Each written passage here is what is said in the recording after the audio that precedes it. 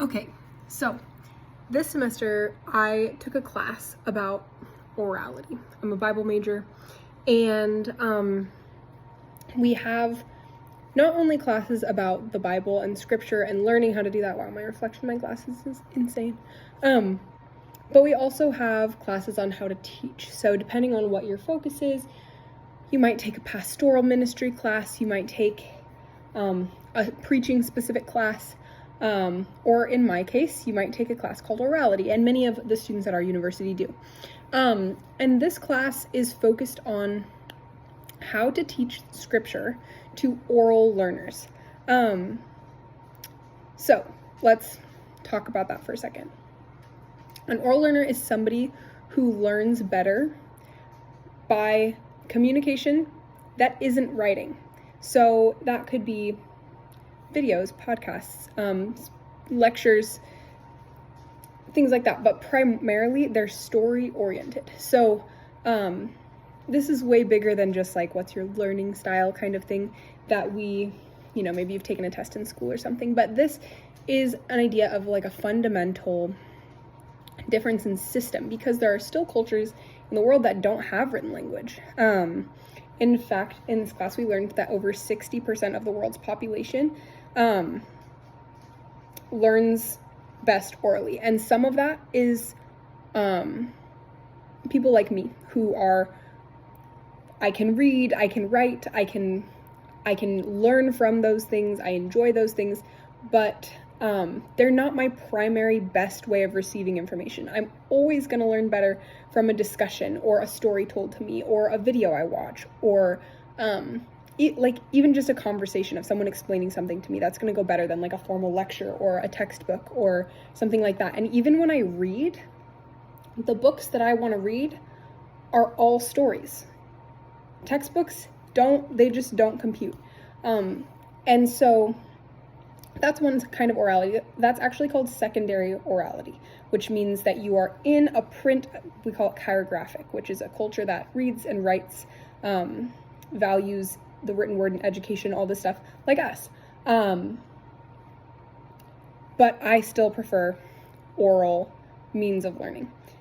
There's another kind of oral learner that's called a primary oral individual, which means that their culture does not have written word. So they don't have the option to read or write, which means that everything that they learn in their life is going to be delivered orally, in stories, in discussions, maybe mnemonics. And there's some fundamental differences between orality and like a literate style of learning.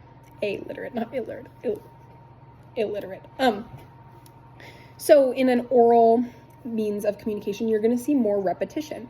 That doesn't happen in written communication because you can refer back to the text.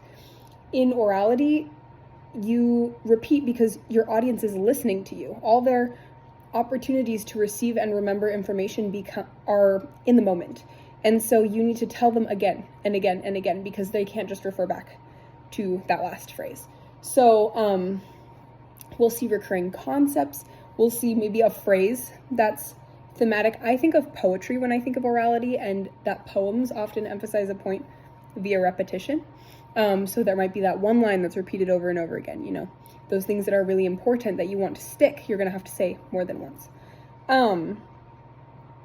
Another thing that you'll see often in orality is it's additive. So instead of saying something like, this happened, then this followed, after that, this, you'll see it in almost this rolling style. So like this event and this and then this and this and this, and it adds. It doesn't lay it out in this nice order because you're going to understand the order by the way it's spoken.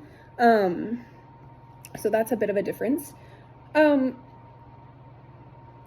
so a couple ways we'll see orality a lot. In our culture, there's actually been like a rise in it. And one of the places we see it all the time is social media. I'm sure you've noticed that there's a mass consumption, a mass delivery of information that's happening over social media, that you can learn a lot of things very quickly. by having someone explain it to you. It takes a lot less time to tell a story than it does to write a story. And so you'll see all the time our culture is shifting back to this preference of oral communication. Well, I don't want to read a book. I can just watch a video about it. I heard about this on Instagram. Like, we're digesting information by oral means a lot more. YouTube. Huge. YouTube blew up. If you need to figure out how to do something, how likely are you to just look up a YouTube video? It's very, very prevalent now. But just because we like to watch videos doesn't mean we can no longer read, because our culture still we're still that print chirographic culture. So that's one place you'll see orality. The other place, again, other cultures that don't have written word. And the reason that this class is in my Bible major is because in Scripture, think of the Great Commission, which is like, go and make disciples, go and tell people the gospel, go and share about Jesus. There's a sense of urgency in communicating the gospel. Now, if we're going to go out and we're going to obey that command and we're going to go teach Scripture and teach the gospel to people, we can't just bring our Bible, right? We have to bring the Bible to remember this stuff. We can read it. But we're not going to just bring our Bible and expect other people to figure it out. So this concept applies in storytelling of Scripture. And we're finding that in missions, in going to other cultures and sharing our faith with them, it is incredibly effective to do that by oral means, because that's adaptive. We can interact with our audience in a different way than we can with a book. We can be sensitive to cultural biases and these kinds of things with our words and with our voices. And so, that's just a little bit about orality.